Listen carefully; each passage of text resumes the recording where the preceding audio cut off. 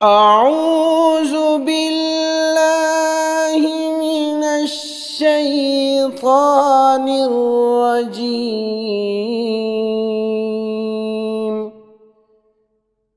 بسم الله الرحمن الرحيم। तौबा की दुआ। रसूलुल्लाह सल्लल्लाहु अलैहि वसल्लम ने फरमाया कि अगर किसी से कोई गुनाह सरजद हो और तौबा करना चाहे तो अपने हाथ अल्लाह ताला के आगे फैलाए, फिर ये दुआ पढ़े।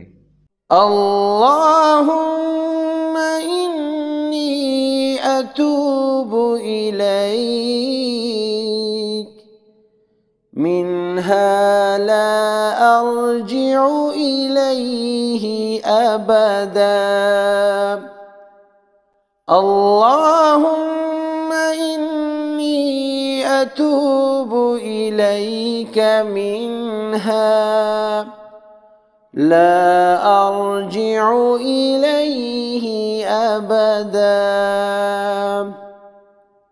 ए अल्लाह, मैं तेरे सामने उस गुनाह से तौबा करता हूँ, फिर कभी ना उसकी तरफ लौटूंगा।